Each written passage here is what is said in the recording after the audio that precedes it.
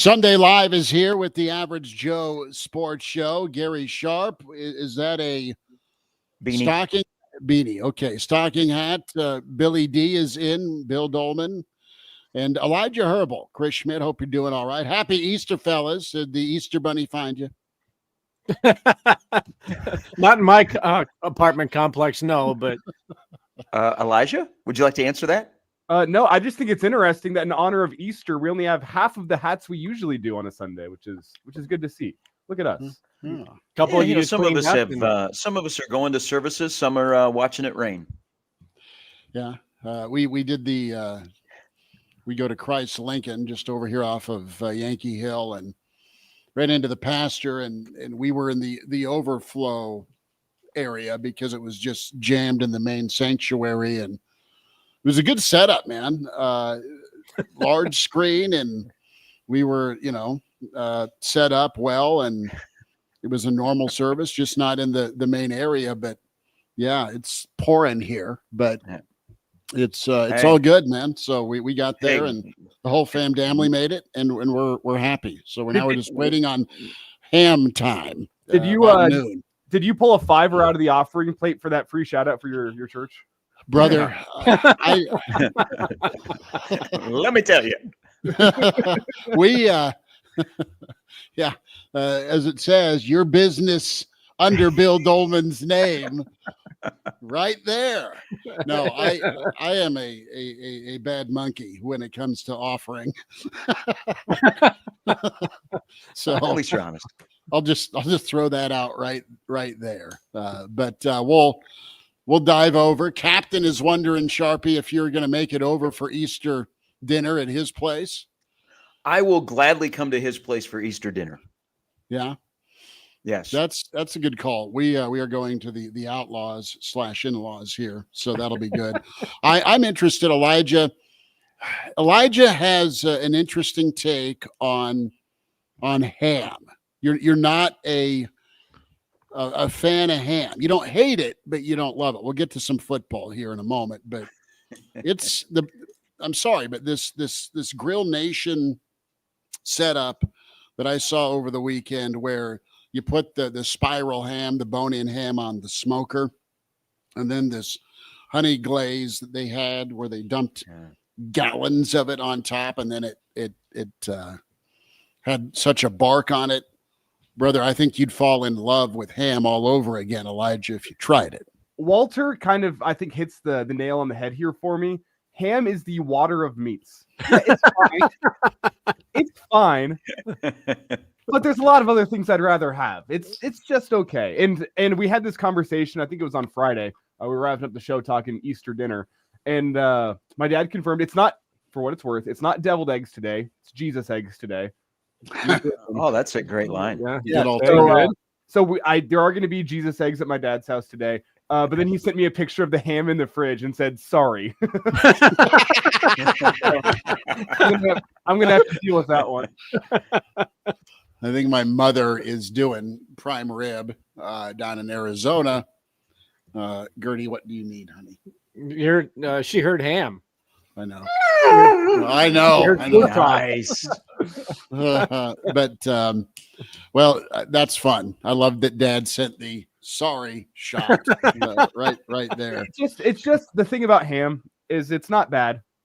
It's just not great. There's other cuts of meat that are better because you have to do all these things to the ham, the glaze, all these different flavorings to make it taste good, which to me makes it a lower tier meat. I'll eat it. Don't get me wrong. It's just down the list for me because of all the things you have to do to make. Oh, you got to throw it on the smoker and you got to glaze it with 10 pounds of honey and all these things to make it edible. Like, no, it's the default of Easter. It's the enhancement here. It's not a default button. Ham's good. Prime rib rules. I mean, it is what it is. But fellas, a week from today, we'll be doing a Sunday Live, and we'll be talking about ... You've got the Husker games. You have Matt Rhule speaking this past week on Thursday. You're going to have live football, and we're going to have a little bit of some reaction, be it, all right, that went well. It was better than I expected. That was underwhelming. It's somewhere in the middle. What is your guys' feel? Because this is what piqued my interest about it.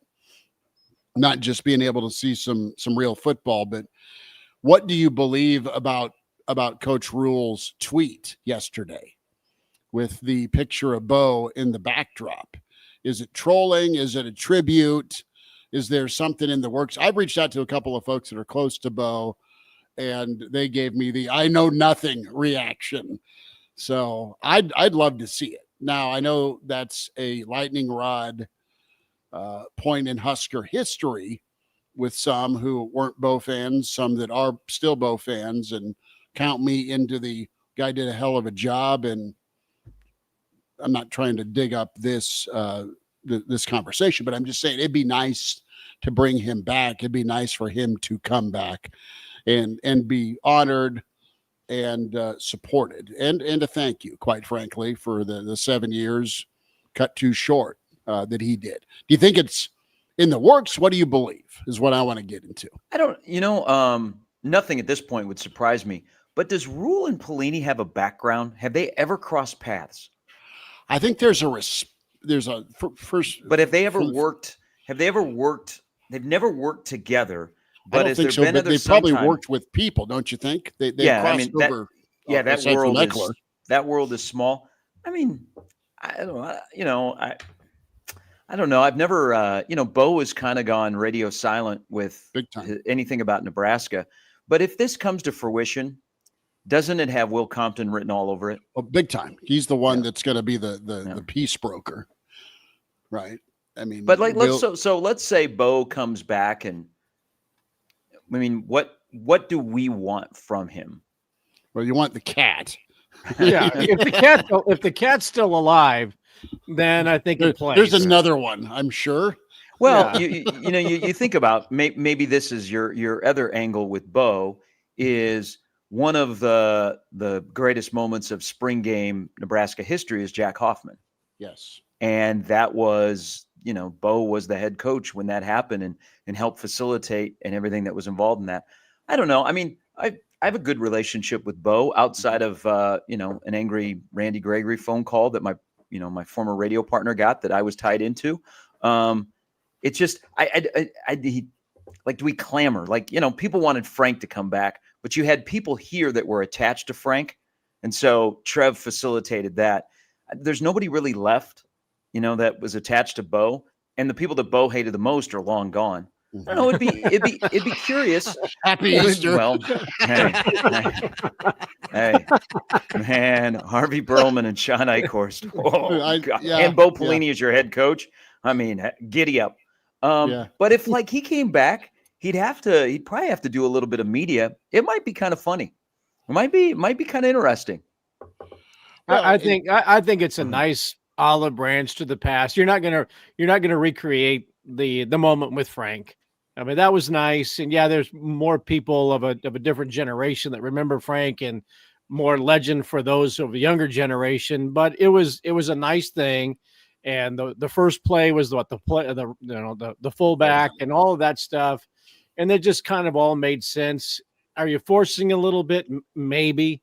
I think in the spirit of WrestleMania this week, that maybe you do have Harvey come out of one corner and Bo come out of the other, and throw Sean Eichhorst in the You chair. want to fill that stadium? You put a steel cage at the 50. Yeah, so maybe that might spice it up a little bit. Bring the cat, have a cat adoption, whatever. But I think there's enough. I hate cliches, water under the bridge, but I think if they brought him back, people would be appreciative. There'd be a nice moment, and then have this speed dating thing with the players who aren't going to make the 105. And then they reveal who sent the tape to Deadspin. Wow. You got it all planned. That's coming out of the other corner.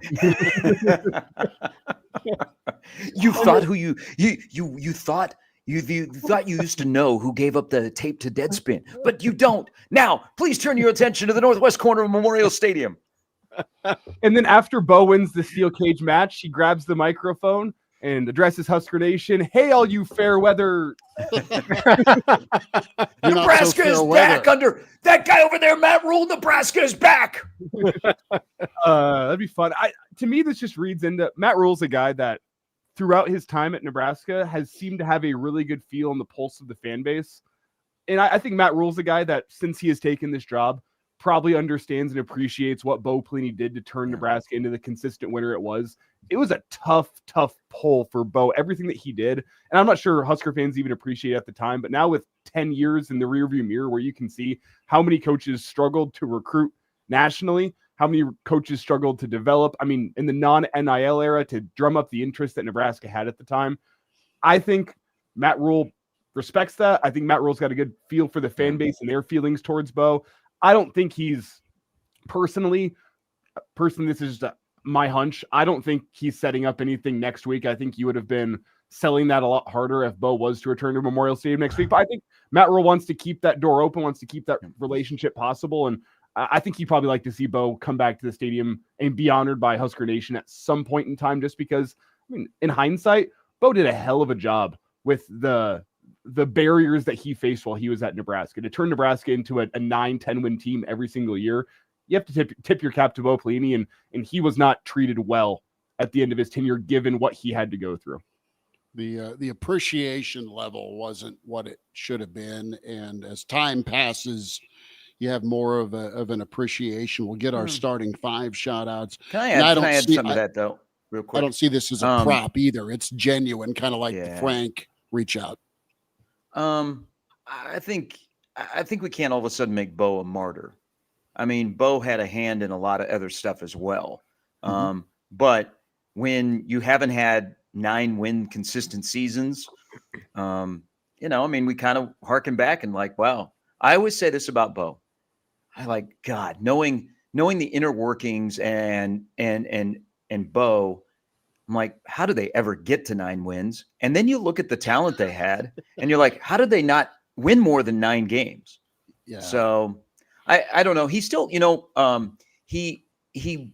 was very close to some people in Omaha that he still kind of stays in contact with. And then when he was at Youngstown State, whenever Youngstown State would play at South Dakota State or North Dakota State, there was a good collection of people that would go up and support him. I don't know. He hasn't really, the last public interview he did was maybe on the bus with Compton. Yeah. And that 18 months ago. Yeah. That was, I mean, it'd be fascinating to hear the backstory on how you got a yes for him to sit down and talk about a little bit with what went on in Nebraska, and then just the interaction with, how Will's been pretty open about how yes sir, no sir, blunt some of the coaching staff was with him when he was a young player, and just, I don't want to call it the verbal abuse, but just how things went, and how the talking point was from your position coach or the coordinator at the time to some of the mistakes you may have made as a freshman. Is there another alum in the country that has as much juice? That's a good. I was going to say wields as much power, but that's probably not accurate.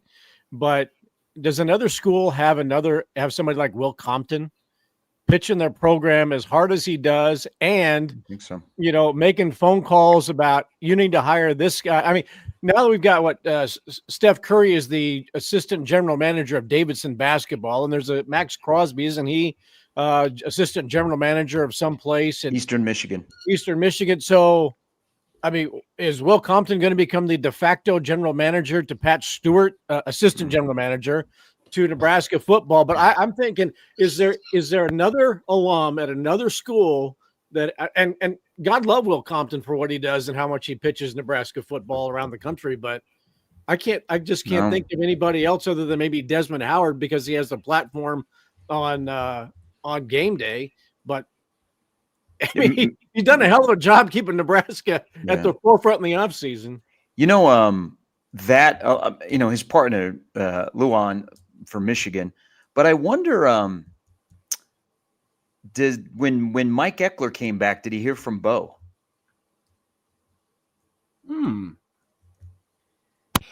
I think there's probably conversations that went on. What do you know? What do you think? Yeah. And what's your take? I think you do your due diligence there. And I mean, Rhule was pretty upfront. Everyone's telling him who to hire. You roll your eyes. Then you do the interview. Yeah. And the interview is like, wow, dude gets it. Dude's good. You've got a resume to your point yesterday, Sharpie. And yeah, let's rock and roll. Let's get this special teams things fixed. One final thing on this, and what would get more of a positive reaction? And maybe it's sooner. Bo coming back or Scott Frost? A positive reaction. Bo. Mm-hmm. Just because it's probably a little. Hang on, Gertrude. Yeah. Gertrude thinks the same way. It's a little too soon. Gertrude heard Scott Frost and oof. But a quick note here on Bo, because I'm seeing a lot of people in the chat talking irrelevant 9-win seasons, 4 losses every single year. One more thing I think that you got to remember with the Bo era is look at the guys that went through the program when Bo was coach. I'm pretty sure, off the top of my head here, I don't have the stat pulled up, but I'm pretty sure I'm right. There's more Bo Pelini products currently in the NFL than Mike Riley products currently in the NFL, which is saying something. And how many Scott Frost products do you have in the NFL? And I'm not going to count Juan Dale because he made his career at Kentucky, if we're being honest. Like, you still got Levante David. You still got Amir Abdullah. Sue is still somewhat recently retired. I mean, a lot of great products from Bo, but then a lot of just upstanding members of society as well. A lot of great people came through that program that were molded and crafted into the men they are today by Bo Pelini. So I think that also needs to be remembered as a part of the Bo Pelini legacy. It's just how many guys came through that program that Bo Pelini and the Husker football program turned into good men, whether or not it was in the NFL. I mean, you got Roy Hello, he's a pastor up in Omaha. I mean, you see the work that Ndamukong Suh has done with his money. I know he's a bit of a media personality now over, I think it's in Europe at times, but he's been pretty philanthropic with his money as well. Like, we love Searles. I mean, just you can go down the list of the Bo Pelini products that have just turned into really, really good men. And I think that's another important part of the Bo Pelini discussion with his legacy at Nebraska. We do know this. Matt Rhule knows how to move the dial on sports talk radio in this state. Yeah. Bo's tenure, and we've gone over this for years, is such a complicated tenure because there were moments where you thought Nebraska was going to turn the corner and be a beast, and there was a play or two that prevented him, or there was the follow-up to another season. But and the inability to win like the games that mattered, the games to put you over the top. And then there's the good, some of the good things that Bo did during his career that were, not necessarily in the forefront. The way they handled the Penn State situation when Nebraska went out to play there. It's just it's one of the more complicated legacies at Nebraska that had the good, the bad, and the ugly. And I mean, you're kind of far removed from it now. You have 3 different eras, and we still talk about him. We still talk about a guy who you would initially go, "Boy, why are you guys talking about him? Did you hear what he said when he was at Lincoln North Star High School? I mean, Jesus." Yeah. Well, and the reason that we're revisiting this can of worms is just because of the tweet that was sent out. That's what I say. The mural behind, and Rhule sitting there and take a picture. Oh, it's Bo in the backdrop. I get a kick out of, there's a few establishments on O Street that we all know. And some of them, as you walk in to the right, there's Husker pictures. There's, Hoffman's Run. There's Sue, spiking Gabbert. Then there's Bo having a very frank conversation with an official. And it's etched in time where you see the jugular popping out, and it's full Bo. Let's get our starting 5 shout outs going here real quick, and then I'll shut up, Elijah, and let you hop in. Walter's in. Captain, good to have you. Eat beef. Other Dave, fear the form. What? Eat beef. Well, I'm going to be eating ham, brother. Yeah, better than ham. I was just going to say that. Vic's working on the ham now. David in says, happy discount chocolate bunny day. That's pretty good. Coach Brandon's here. Good to have you. Andrew, good to have you. Game Dog, good stuff, brother. Captain in. Arlo is here. And more of you in the stream. Like and subscribe. Average Joe Sports Show YouTube and Twitter, AJ Sports Radio, AJ Sports Pod. Tiger Shark Diver is in. Matthew is here. Matthew, good to have you. Appreciate all of you making time, and find us and follow on YouTube 7 days a week. Okay, there's the little intermission. Quickly here, Matt Rhule also does like showing off whenever he's out in different places in Nebraska. Does anyone know where that Bo Pelini mural is? Is it Utan? Is that what I read on I Twitter? think I read that last night too. Because Bill, I kind of showed this to you last night. It's like, is this happening? I asked you.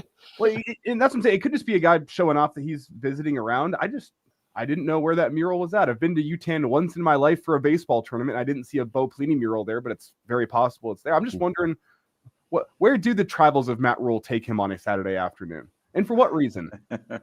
Sometimes you have to ask those questions whenever Matt Rhule posts a picture somewhere in Nebraska. Is he going to fill the role of Ed Foley this spring and summer? Just touring small towns in Nebraska? Well, I think if you're a Husker fan, you send your recommendations to Coach Rhule, and Matt Foley's been everywhere, man. And I think Rhule and Foley go tag team it, and that's a fun thing to do, is go on your small bar / town restaurant cafe tour in state, and might as well hit up the golf courses too. Just say. I've confirmed that mural is in Utan, Nebraska, on the side of a restaurant. Yeah. Okay, so who in Utan, I guess a restaurant owner, thought, damn it, we need a Bo Pelini mural on the side of our building. That doesn't seem like it would, It was put up in 2010, so that was the high time of Bo Pelini's team. Okay, Yeah, gotcha. for a while. Well, you're right after the Sioux Texas Big Ten championship game. You're going in number 5 in the country before the Red Out Round the World Texas debacle. How about how about instead of Bo Pelini, how about having Ndamukong Suh enter Memorial Stadium, dragging Colt McCoy by the nameplate on the back of his jersey? I mean, the real Colt McCoy too, not just some. I think that gets people riled up. To keep Colt off of Peacock next year. He said on Colt. Hey, he said on a podcast, because that was the Colorado game, was his first game. He said on a podcast, like later in the season, he wasn't hired to be an analyst. He was going to be a studio guy. Okay. So that's a jump. And it's tough for that game to be your first game. But also, here's the thing about that game is Noah Eagle and Todd Blackledge were supposed to do the Nebraska-Colorado game, but they got sent to Brazil for the Eagle Packer game to kick off the season, the NFL season. But they were supposed to be in Lincoln Lincoln that night. Man, as rough as Colt McCoy was, that's still an upgrade on Eagle and Blackledge. Come on. An upgrade on the number 1 team at NBC? Yeah. Well, we won't get into this because this is my career, my future, and I will not slander anybody that could take over me. So. Guy who's been doing it 30 years. Let's rank here. So you got the 3 main properties. You got Gus Johnson and Joel Klatt. They are up against Brad Nessler and Gary Danielson, and then it'll change when Charles Davis slides in next year. Yeah. But for now it's Nessler, Danielson, or Eagle and Blackledge. You get your 3 number 1 announcing crews for Big Ten football. Go rank them. Nestler's number 1. I love Nessler personally. Nestler's good. I love Klatt, and I also really like Charles Davis. They've both done more than they've ever needed to do as just far as past and future appearances. They have been good to both of our shows. Which I'm appreciative of. Brother, I can't, just watching basketball, I can't take much more Gus. Yeah. And that sucks because he's super talented, he's iconic, and he is for sure skilled. I just can't do it. He has trouble. He has trouble in football seeing. And I love Gus Johnson on the big moment. If you get a big moment in a football game, but not every handoff's a big moment. Yeah, Gus Johnson handles the big moment better than anybody. The mundane, he gets rough to listen to. I mean, and it's simply because, yeah, as Schmidt said, not every handoff and every 3-yard gain needs to Maserati Marv. They own Ohio State University. I'm waiting for Gus to pull out the Bugatti Barney or something like that next season. He'll have something up his sleeve, but only after a big play. I'm more in the all-star camp here. I would love to see. I just wrote this down. I'd love to see Brad Nessler and Joel Klatt call a game. Mm-hmm. Ding ding ding ding ding. I think that would be that'd be pretty good. But that's keeping with the announcing theme. What's your Corso moment? Not so fast, midget. Yeah. Or remember. Okay, so remember the Nebraska-Oklahoma game. Now, yeah, I mean, like Nebraska has a connection to game day because that's where the first sign was before the '94 Colorado game. When you have a Colorado alum that's sitting in the power chair, Chris Fowler hosting. But you remember the 2001 Nebraska-Oklahoma game. Game day came here, and how big it was. But Corso made a promise that he would go down to the North Bottoms and ride a mechanical bull if Nebraska won. I've always wondered where that was. So I tweeted out that picture. After Nebraska won that game, Corso, like people are like, let's go, come on. Because it was in one of the backyards, when they used to let them have monster parties in the North Bottoms. So the campus police walked him over from Memorial Stadium over the bridge and into the North Bottoms, into this house. And he hung out with, all the college kids and rode the mechanical bull. Were you Sharpie? Maybe you can say no comment, but were you at that party? I was not at that party, but I eventually bought 2 homes down from there. And that's like the legendary story on that block. I won't say where, maybe New Hampshire. That's the house, because that's also a house that the weekend of the Miami game where the Rez went crazy. Yeah. They had a 1,000 people party in their backyard. Remember when Lincoln police started to shut that stuff down? Yeah. The North Bottoms used to be where it was. We all lived there. We could all just walk home after a game. Lived there, so we didn't have to live there. It was just chaotic after football games, before football games. That was because all the swimmers lived down there. Those were epic times. But anyway, you want a good time? You date a swimmer. you just go to one of their parties. But I think if I go back to the 97 season, 98 Orange Bowl. It's true. Hey, Tiger Shark Diver, it was true. Yeah. Yeah. I think I saw Tiger Shark Diver there. If you go back to the night, Tom's last game, Lee Corso gave an impassioned plea that Nebraska should win at least a share of the national championship because for all that Tom Osborne had done for college football. And I always respected him for that. I don't know if he swayed voters. Maybe he did. But look, Nebraska would have beaten Michigan that year because of the option, and Nebraska deserved it. But he was impassioned that for everything Tom did for the game of football, Nebraska deserved to be number one. And being in the room that night when Nebraska popped up on the screen and won a national title, that was a pretty cool moment. And I think it was genuine of course, Tom had beaten him up pretty good over the years when he was at Indiana, but I thought that was a pretty cool moment.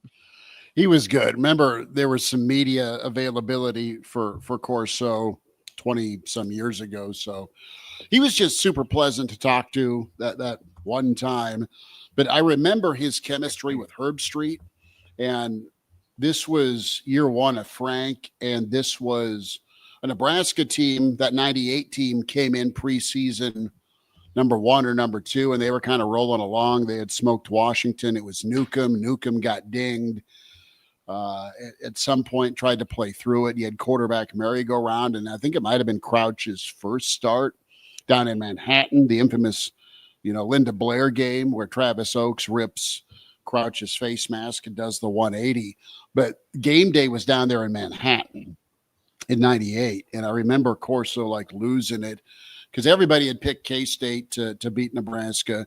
And it was funny because Herb Street picked Nebraska to win. And then he had 2 or 3 state troopers as he's making the pick kind of step into the picture.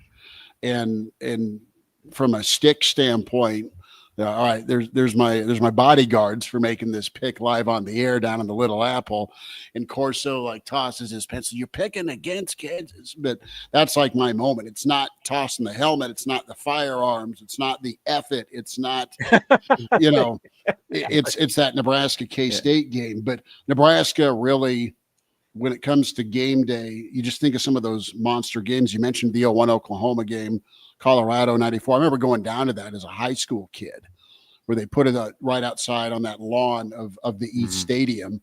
And then even with the backdrop of the Fiesta Bowl where Nebraska fans are partying. Well, so if you want to go with the positive notes, and there's a lot of great memories from, Nebraska fans towards Corso. Remember what he said before the Fiesta Bowl between Nebraska and Florida. He picked Florida, and he said Nebraska can't play on grass. Yeah, ask Charlie about that. He still remembers that. Yeah. That was his big thing. Well, Nebraska has just played on turf, and I don't know how they're going to be on grass because Florida is so much quicker. He wasn't alone. I've told this story before. That was my second year in Nebraska and got to go on that trip. And being around the Florida media, they were so cocky. Oh, we did, and Bill, you might have been on the bus. We did a joint outing for the Florida and Nebraska media. And I remember the Florida media were well, wait till you see the Gators tomorrow. You aren't going to believe that's what we call SEC speed. And I remember I looked at Mike Babcock and I was like, have they not watched Nebraska play? That's one of the Nebraska 95 is one of the greatest college football teams of all time. But the Florida media were like, you know what? Got to make a big difference. You guys aren't used to playing on grass. You aren't used to playing against this speed. You're a bunch of Midwestern plowboys. And I thought, have you not? I mean, hello. But Corso said, Corso made a big deal about the grass to turf, and he picked Florida. But I'm glad that Charlie collected a receipt because Corso made that pick a couple of days before the game. Yeah, I'm glad Charlie kept the receipt. Still has that receipt he brings up from time to time on Mondays. Look, I think Corso was right because if they had played that game on turf, Nebraska would have won 84-24 instead of 62-24. So maybe he was right. It could have been a lot worse if that game had been played on plastic instead of natural grass. So I'll give him that. I'll give him that. The only time I've truly ever seen grass really make a difference was whenever Northwestern would let their field grow out to U.S. Open rough conditions. Anytime, no kidding. That's the only time I've ever truly seen it. I'm oh, that Ohio State does actually look slower tonight, and it's because that grass is 6 inches long. You're getting a note from the city if you let your front yard go that long at it. South Bend was thick and gnarly. It was in 2000. I mean, that thing. You saw the yard markers and you saw the end zone, but that thing was thick.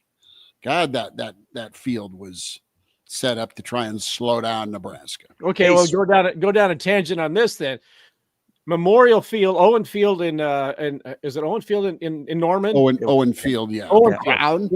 If you stand on one sideline, you couldn't see below the thigh of the players on the other sideline because the crown of the field was so dramatically high, and you literally were running downfield when you would run toward the sidelines. I mean, just amazing how the crown of that field was built up. And that was, for whatever reason, but it's certainly the water was going to the sidelines. But yeah, that's as big a crown of a field as I can remember. This might be one of the Midwestern dad conversations I've ever heard. It's spring in Nebraska. And we're talking about grass.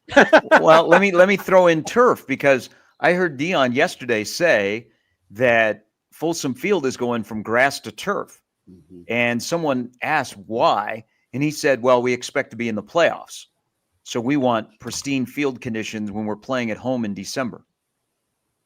Nebraska is going from turf to grass for a different reason, for the longevity of players, which this was, we go back to that list that CBS Sports got a Freedom of Information Act and some of the ideas that were being given. Mm-hmm. So this was supposed to be the last game with turf because they were going to let fans come down and carve out a piece of the AstroTurf or field turf, I should say. And now what, grass is still after next year? Is that right? I think so. I think it's a year away, but X-Acto knives, scissors, shovels. Doleman, do you have Memorial Stadium AstroTurf from the 90s? Mm-hmm. Did you guys get in on that? I don't, but I do have the Orange Bowl of 95.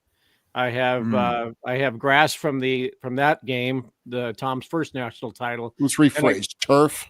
And I got a little chunk of the Fiesta Bowl turf from 96. Yeah. So I've got I got 2 bits of field from national championship games. So Doleman's going Saving Private Ryan, where the guy would take sand from the Omaha beach, Sizemore's character. So Yeah, Doleman's got this spot in the old Doleman Casa where you've got Orange Bowl and Fiesta Bowl turf. I like it. yeah. See, when I told people in Colorado I had grass, it was entirely I had a different group of people outside my house wanting to see it. Yeah, I was going to ask if any Colorado fans are going to take any grass from their field, but you can get grass in every street corner in Colorado.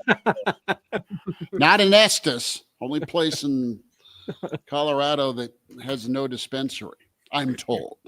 I thought there's some other spots I'm pretty sure too. Some of those mountain towns don't like it up there. Yeah.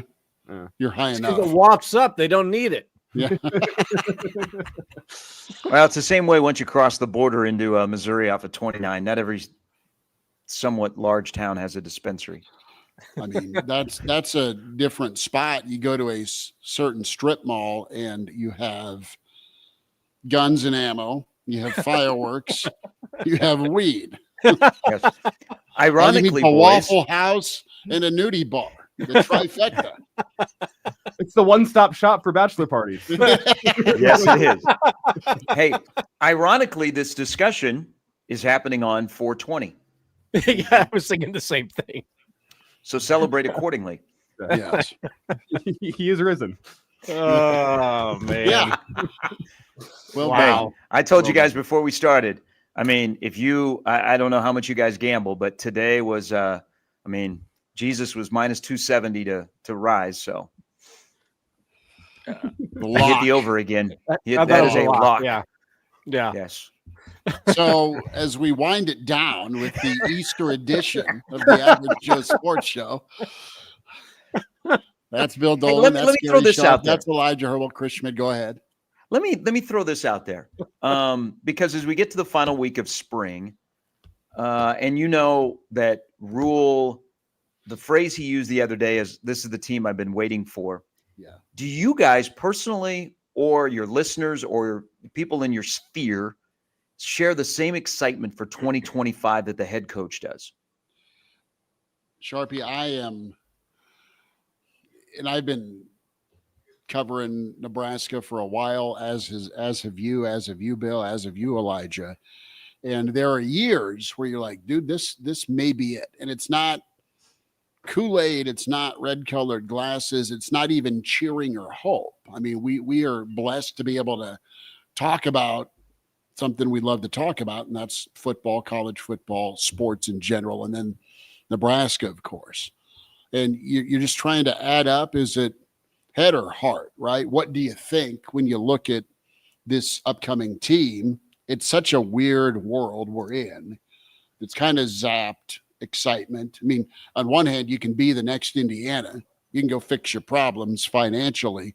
That gives you some hope if you're a Nebraska fan.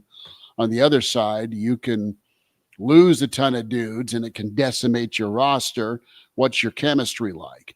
I look at Rhule. I look at what they have. I look at who they brought in. I guess if I'm optimistic, and yes, I'm extremely excited. I think they do break through next year. I'm not ready to put a number next to the name, but I think they are well positioned. They are well positioned with talent. They're well positioned with the coaching. That's my reason as to why I think they can break through next year. I think having a guy like Dana, having a guy like Butler, and having a bunch of guys that have coached a lot of football, you have as you like to put it, a varsity staff. You've got guys that can match wits with other guys on the sidelines, because Nebraska's had comparable or even better talent than about everybody in the conference aside from your top 4 or 5 before this Big Ten expansion. Right now, you're probably middle tier, but that's still okay. You can climb up. And if you get some coaching to go along with your talent, you can absolutely break through. So I think next year is going to be good. And it's what you've been waiting for. And I think Rhule gets it. It's not just a selling point. He is right on. And it's more the mentality than anything. You've had talent, but you have the right mentality with that talent that he's seeing. And as I talk to friends and family, I think the general consensus is, yeah, this team could be good, but we've also felt that way for the last 8 years, only to have your hopes crushed come September. And it's been early. It's always been in like September when your hopes get crushed. So it's very much like there's no spring game this year.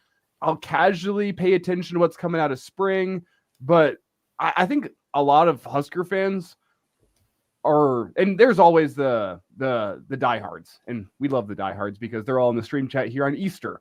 But yes. I think there's a vast majority of the fan base that's waiting to say, you know what, I'll listen in on what's happening in the spring. I'll say, okay, that's interesting. And then I'll wait for fall camp. And really, I'll wait for Arrowhead to make any determinations on what this team is going to be. I'm not going to crown them yet. I think they can be good, but I've also thought they can be good in recent years as well. So let me see what it looks like against Arrowhead, and then let me see what it looks like against Michigan. I think that's what a lot of folks kind of feel across the state. Well, the sphere I'm around is on campus, and I think it's significant. It's decidedly different than it was when I arrived. That I think there's more buzz on campus amongst the students that football is better. I had a student my first semester there say it's not going to get better until all of the people who followed the Huskers in the 90s die. I thought that was a little extreme. Wow. But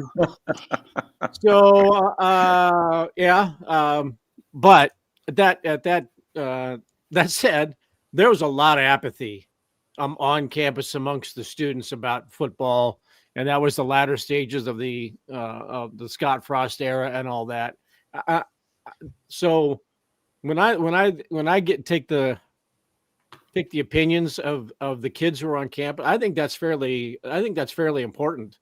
That the campus population is excited about the football team again. They love their volleyball, no question about it. There was buzz about wrestling a little bit, So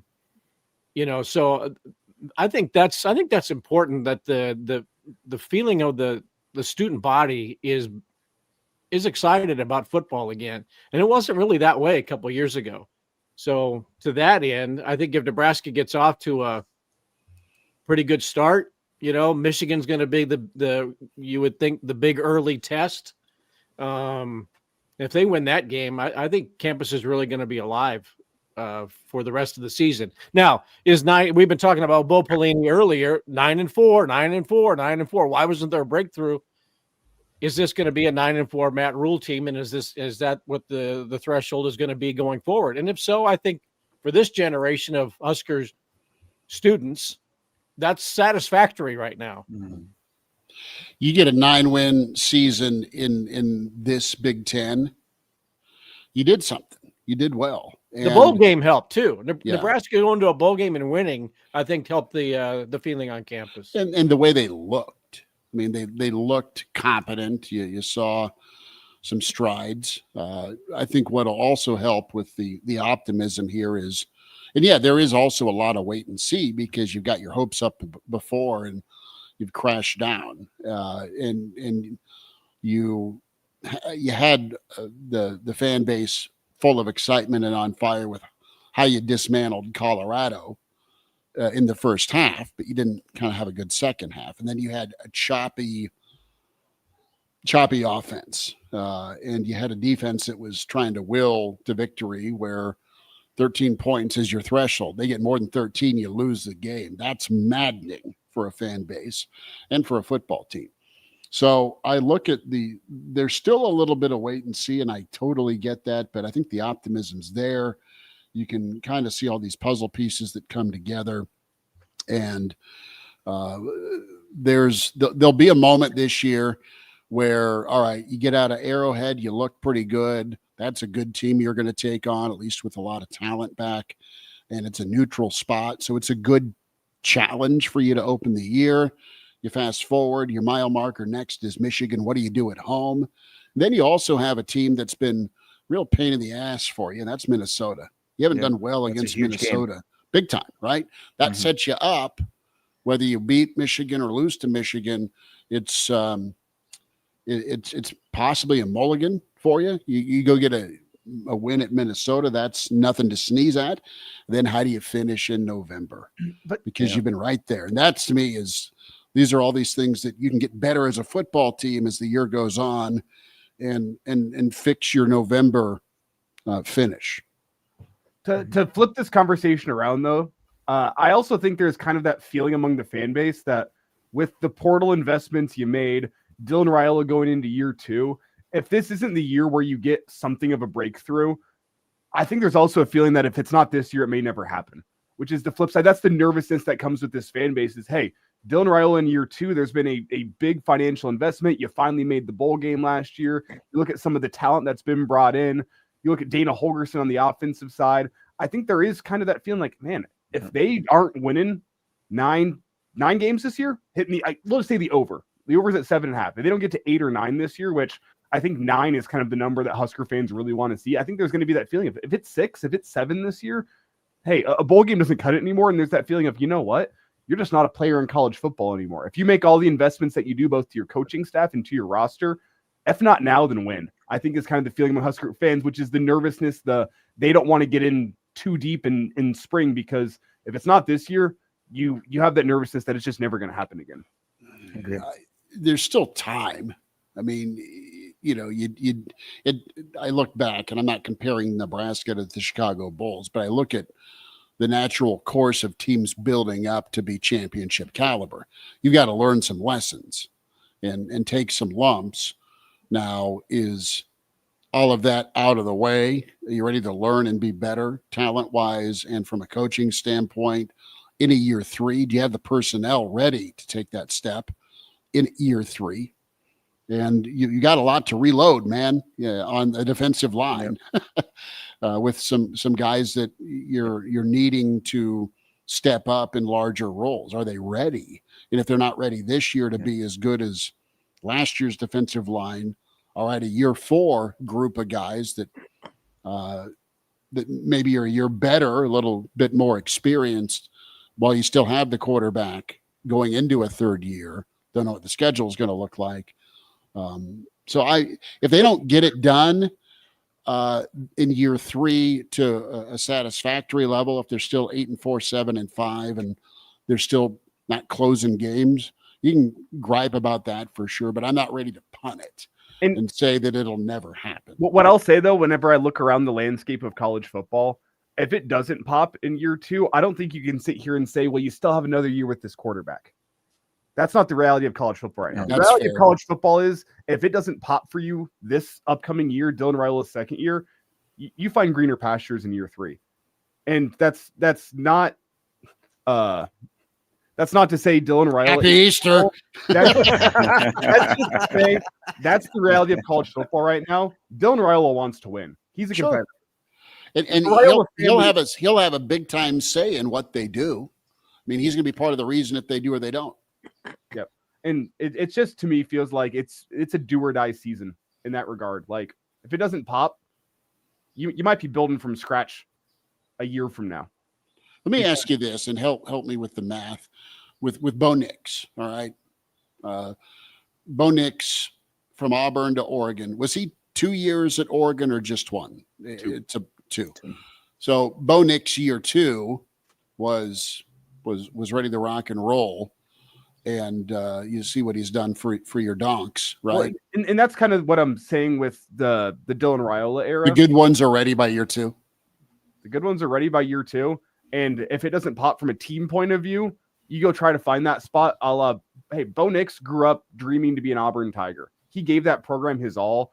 He had a lot of roadblocks in his way when he was at Auburn, and he didn't play his best football there because, the talent wasn't there, revolving door of coaching staff as well. Like, never worked for him at Auburn, and people were writing Bo Nix off.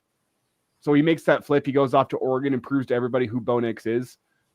Yeah, that's the concern with Dylan Raiola is, hey, if it doesn't pop this year, he's going to want to go join a winning football team where he can show everyone who Dylan Raiola is. And that's the concern. And that's why I think this is the year where Husker fans are saying, if it's not this year, I'm not sure it's ever going to happen. Mississippi Queen chiming in as we wind it down to change Elijah's mind about ham. That's cool and all, but I bet it'd be better if it was a pork butt, Well, that's fair. And I will say this, Elijah's pork butt that he made for last Masters Sunday, excellent work, my friend. Thank you. See, look at their seasoning this thing. They're going to throw it on the smoker. And then we're going to get the tsunami of glaze coming up here. That's some nice food porn you have on your phone there. Mississippi Queen sending it direct. I appreciate that. So which means that might be what I'm having for dinner tonight. So look at that. Good. Yeah, how about that? Good work. Fellas, happy Easter. Appreciate you all. Thanks for hopping on. When was the last time we did a Sunday show Live.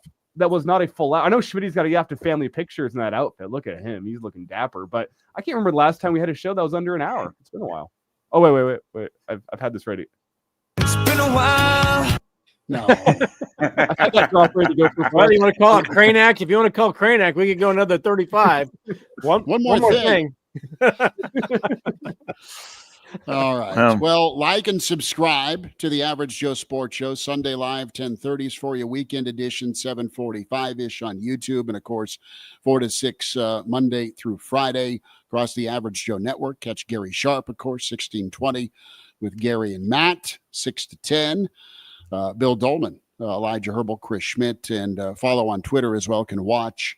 Tell a buddy about the show. Subscribe as well. Spotify and iTunes. AJ Sports Radio is where you can follow. Guys, be good. Happy Easter. Appreciate you all. And we'll talk to you next time with the Average Joe Sports Show.